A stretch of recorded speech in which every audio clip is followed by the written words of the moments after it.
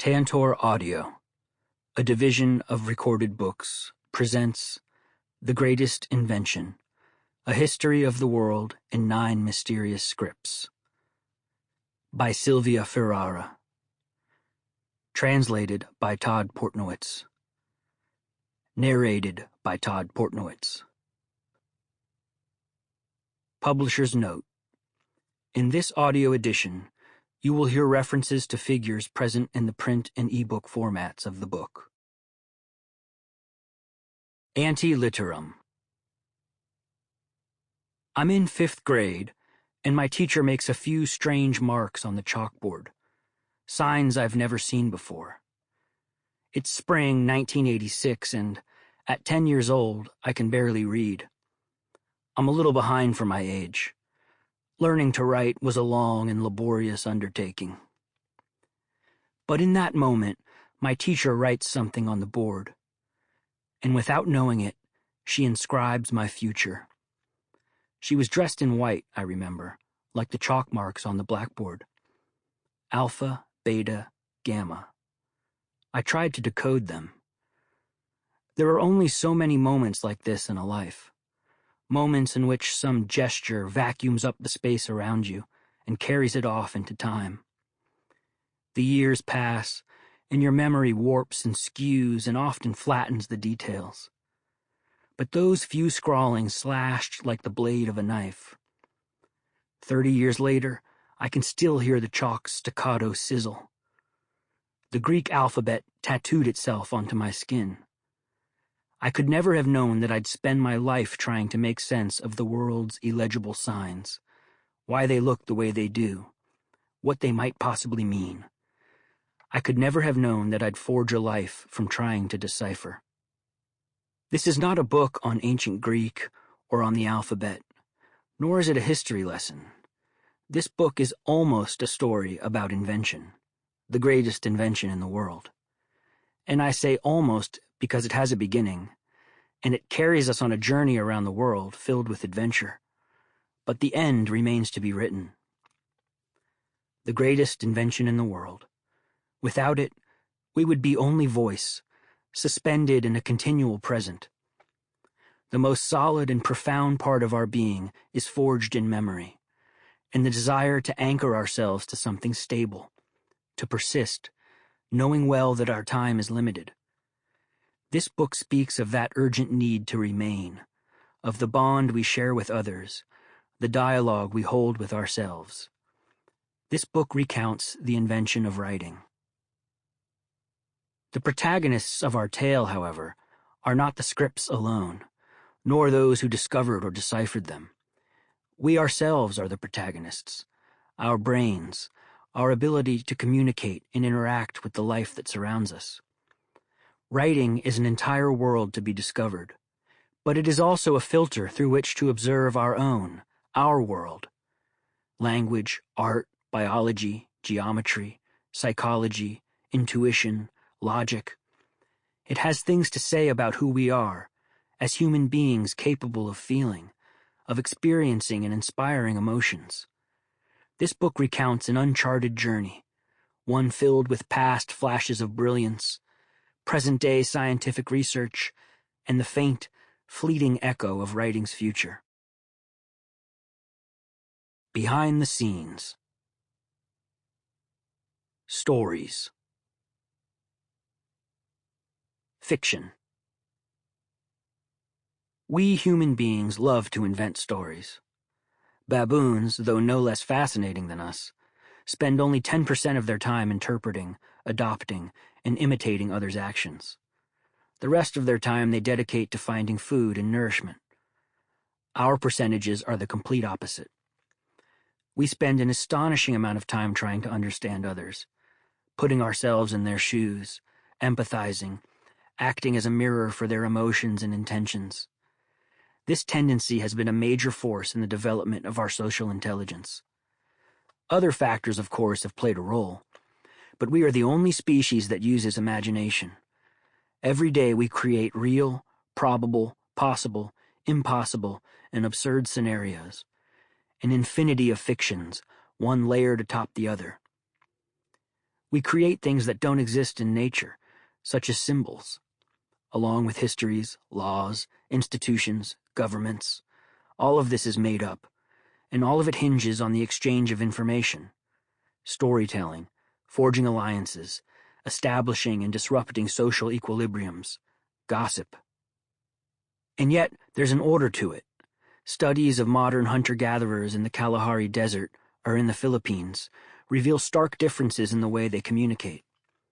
In the daytime, their discussions revolve around practical matters, location, food, along with a certain amount of chatter about one's position within the group, climbing the social ladder, competition. Highly personal and logistical matters, nothing fanciful. When they gather in the evening, however, after the hunt, their interactions grow more relaxed. They lower their guard. Seated around the fire, under the light of the moon, they tell stories, they sing, they dance. Their bond grows tighter and stronger. That's how it always goes. When we relax, it's as if we give voice to our imagination. Don't the best ideas come the moment you stop racking your brain? Think about when you're standing around the office kitchen with your colleagues, or when you call your wife or husband to discuss what or where to eat for dinner, or when you trash talk your boss. Now think about your evenings, when you coax your children to sleep with a fairy tale, or glue yourself to Netflix, or let it all go at the club or a concert. Think about how, deep down, over the course of hundreds of thousands of years, our communication and all the structures we've developed to facilitate it has hardly changed at all. To prove it, I'm going to tell you two overarching stories. Two stories that are very different from each other, each in turn containing many smaller stories within it, threads that never intersect. These smaller threads are very similar. They share many ingredients, even if they're not connected. But the overarching stories are decidedly different. One is filled with detectives, pursuit, aspiration, reward. The other with calmness, time, growth, patience, control.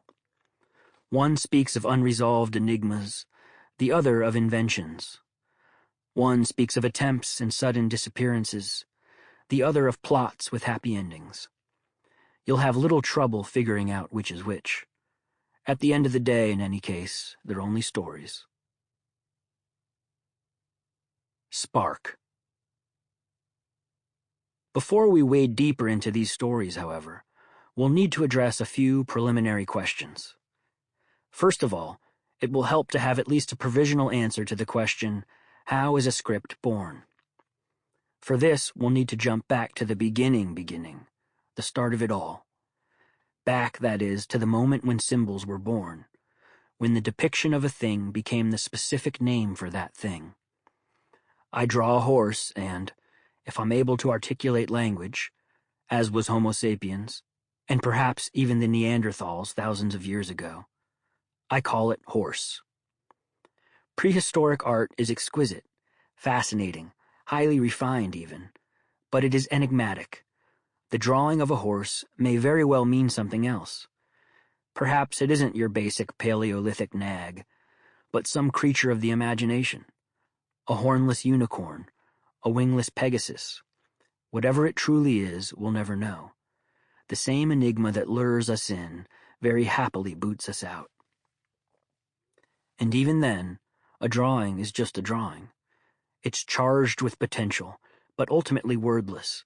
It remains mute, as have millions of drawings over thousands of years in hundreds of different places around the world. The Sumerians, too, 5,000 years ago in Mesopotamia, drew objects and numbers on clay tablets. On these tablets, they recorded small economic transactions related to the Mesopotamian temples. Think of it like a grocery list, where the symbols are placed in a scattered disorder, a kind of proto-historic stenography with non-phonetic symbols linked to numbers. If I were to ask you if this is writing, you'd say no. And I'd agree. But here the stage is being set for a daring, dazzling intuition that will render its invention possible. And not only in Mesopotamia, 3,100 years before the birth of Christ, but in China, Egypt, and Central America too. In different periods, but always in the same way, following the same brilliant flash of intuition. 4 magical moments, separate and independent, where a spark was lit and the wheels of invention began to turn. And for all we know, in the history of our world, there may well have been other such inventions.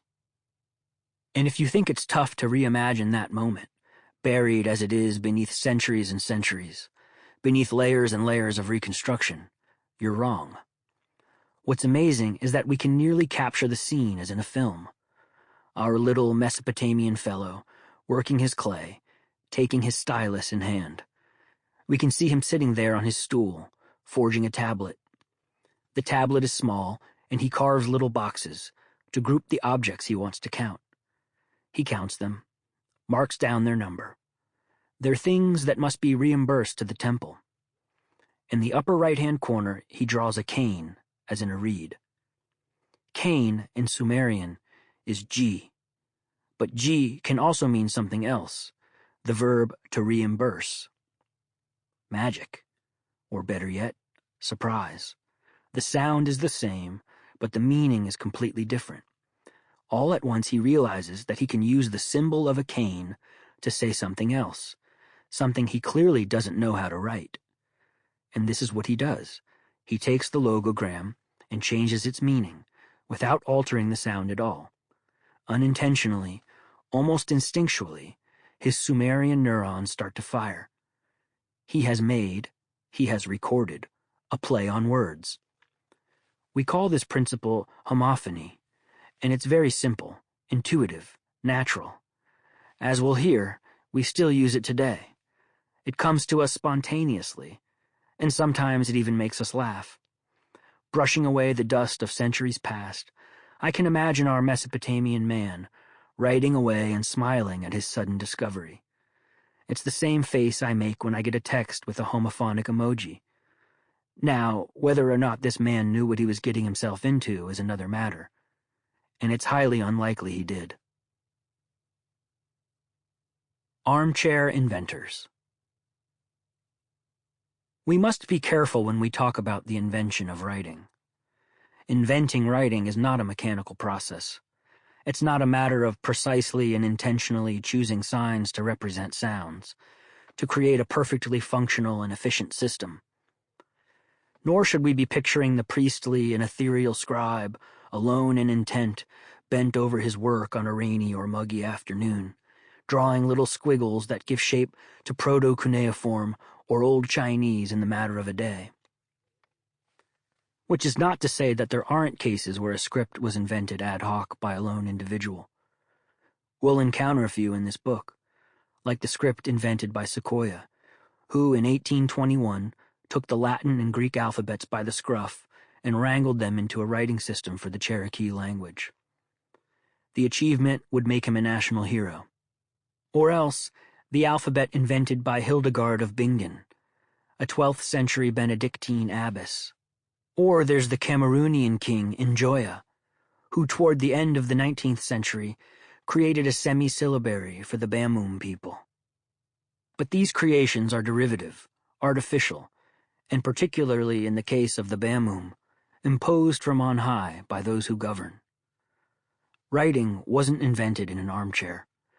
The invention of writing, especially when we mean writing invented from nothing, from scratch, came about as a process, a series of coordinated, cumulative, and gradual actions. Writing as a complete system, structured and organized, was the work of many.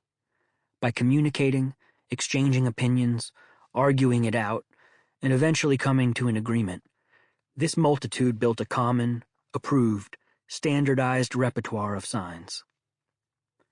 Writing is therefore a social invention, where alignment, coordination, and feedback play essential roles, all of which we'll hear ample evidence of in the chapters to come.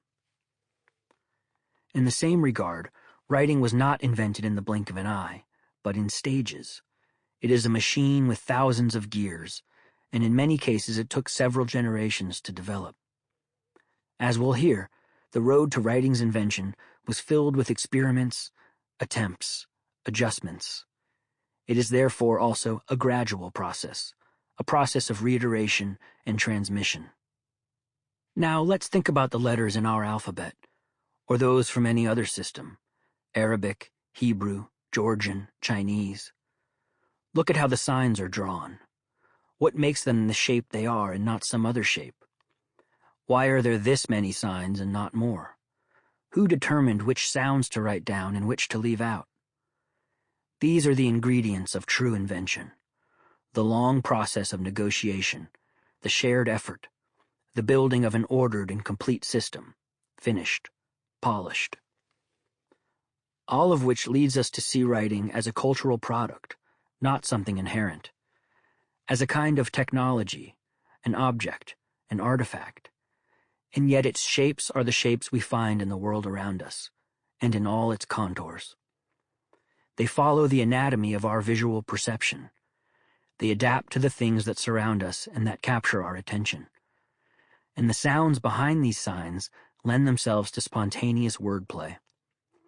They engage our innate capacity to manipulate meanings, to lose ourselves in abstraction, to create far-fetched associations, to see symbols. Writing is a thing we've created, yes, but it is also deeply ingrained in our versatile ability to see with our own eyes while, at the same time, in the same moment, and almost by magic, seeing the world through the very different eyes of others. It's all right there, crammed into our endlessly surprising human nature, even when we're busy creating such a stubborn and static material object. Nature. The line. Take a look at the objects around you. Look at how they're positioned, their lines and outlines. How do they intersect? What shapes do they make? The window jambs form rectangles. Tabletops form L's where they meet the legs. There's the T between double doors, the D of an armchair's oval backrest. The vertical lines of utility poles, the upside-down V's of mountains, the circles of the sun, asterisks of the stars, skein of tangled twine, curling and coiling computer wires. There's an alphabet in things, and it's no coincidence. If you pay attention, if you really look, you'll see that all around you is an architecture of letters, emerging from the shapes of things. It seems almost obvious. Our sense of vision is much more alert to lines, to contrasts, than to the flat or formless surfaces that contain them. What's happening at the edges, the borders, the interstices, that's what strikes our eyes. What's between is of much less interest. The scientists who discovered this, Hubel and Wiesel, did so almost by accident, and it won them a Nobel Prize. We are fundamentally visual creatures, animals that, like few others, rely on our vision to orient ourselves in the world. Among our senses, sight is dominant. Yet we've only recently discovered how vision and the visual cortex function. In the 1950s, the neurophysiologist David Hubel began recording the activity of visual cells, using cats as his guinea pigs. The experiments dragged on for years, as you can imagine, given what we know about herding cats. Hubel's approach was to record the cat's brain activity while black and white blobs were projected on a screen. How did they perceive them? Trial after trial, the blobs produced no effect. Their amorphous shapes triggered no neuronal activity, no spike on the cat encephalogram. Until, one day, while running a glass slide with a blob painted on it through the projector, they noticed that the edge of the slide made a line on the screen. And finally, something sparked in their feline brains. A line, no matter how faint, caught the retina's attention, the line's irresistible allure. The edges and contours of our surrounding environment are the first step to absorbing and understanding the world around us. Our brain feeds us images in pixels, the tesserae of a mosaic that we must reconstruct. It does not project like a movie screen all that's happening before our eyes. In the most elementary pixels, the world's first tesserae, are contours, not what lies between them. And if edges are indeed what capture our neurons' attention, it makes perfect sense that, hiding in the lines and configurations of the things around us, we find an alphabet much like the one we know. In fact, the frequencies are constant. If we look at the signs in every writing system throughout history, with no regard for when or where they were created or used, we find that the frequency of their shapes remains the same. Line segment combinations like the ones that form an L or a T have the same distribution frequency, high, across writing systems, even those from very distant historical periods. X and F are less frequent. What's surprising is that the same distribution regularity we find across writing systems also applies to shapes in the natural world. It's as if writing, in its evolution, sought to copy nature's contours, to make itself easier to perceive and simpler to read. Just like the line that captured the attention of Hubel's cats. The neurons in our brain, whether by intuition or a natural predisposition, selected shapes that resembled things we'd already seen before and were therefore recognizable. Which is to say that our process for perceiving objects was recycled, almost boorishly, for another purpose: to recognize written signs. And I say boorishly because the invention of writing stole space for itself in our brain, even if, physiologically, nothing changed. The stolen space was already there, the occipital temporal area, though it was tasked with another function, the visual perception of objects. Neuron recycling at its best. Through a process of subtracting, toying with shapes, and above all simplifying, human beings not only created something that wasn't there before, but, over time, and almost naturally, rendered it easy to recognize. Not always so easy to perceive, as we'll hear, much less to decipher. But there you have it, nature's alphabet, woven into writing's DNA. Nulla dies sine linea, as Pliny the Elder said. No day without a line. Now lift your head and start looking for the letters all around you. Things.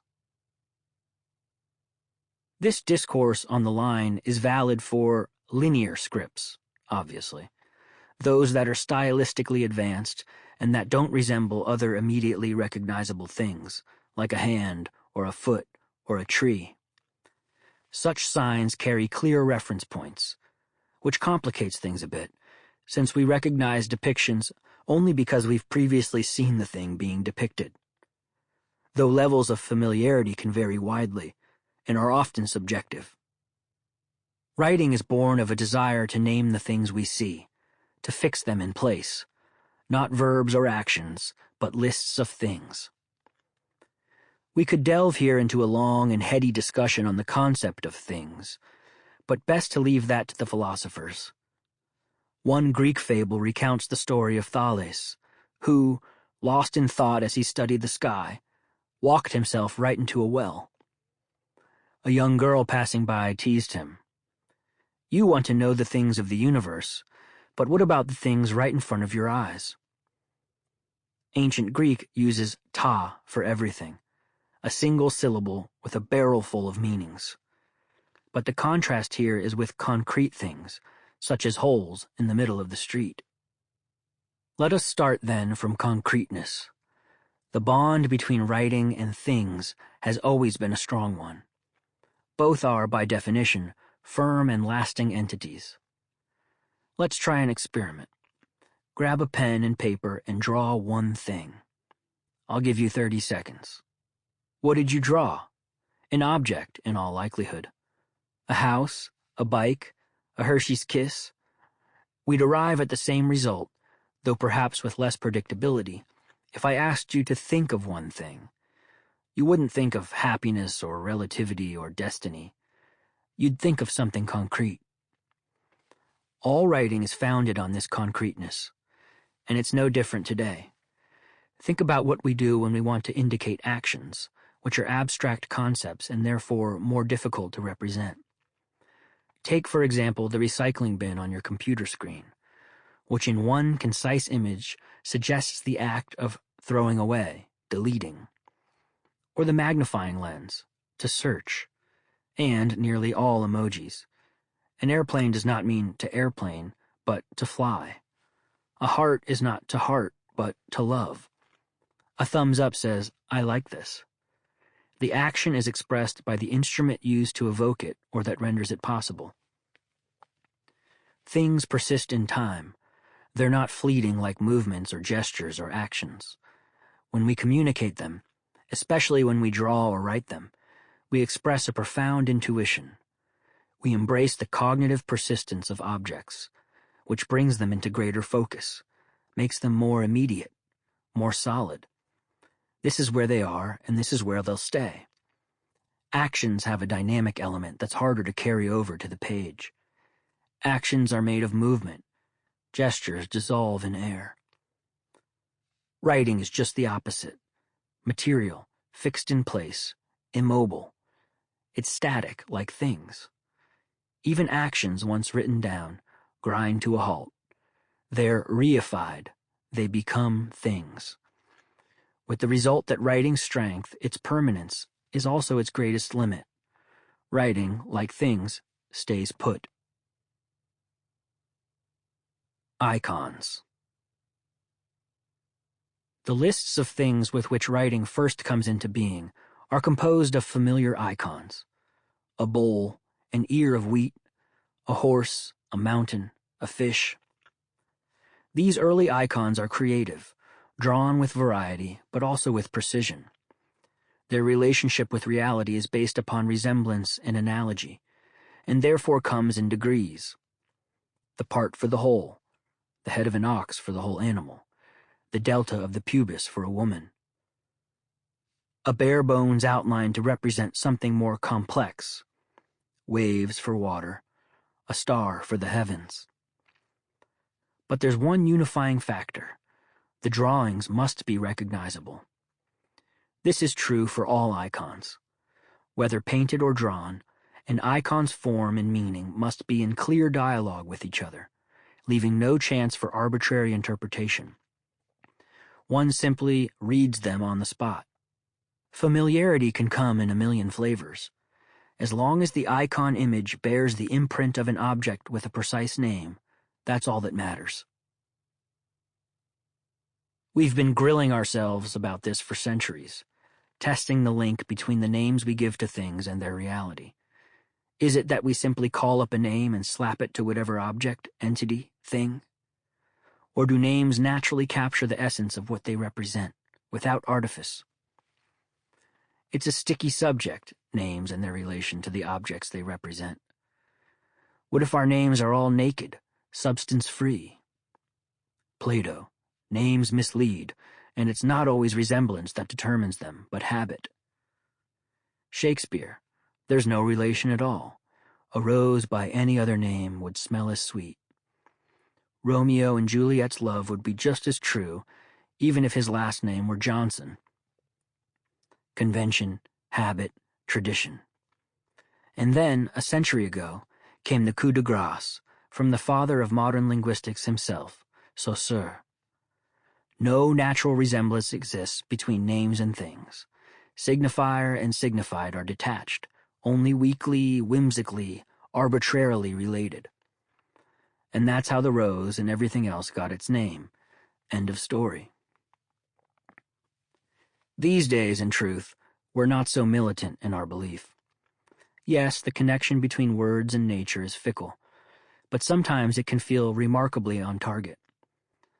Iconicity, when it occurs, can truly make us see and even feel. Sign language, for example, is visual iconicity by definition. When I speak, on the other hand, I can repeat a word to indicate the plural, at least if I'm speaking Indonesian. Orang-orang means two people. Or else, for emphasis, I can stretch out my vowels. What? Really? And that's not simply being colloquial. No, that's linguistic iconicity. Or else, I can make use of onomatopoeia, words that imitate or reproduce sounds, like animals. Sample complete. Ready to continue?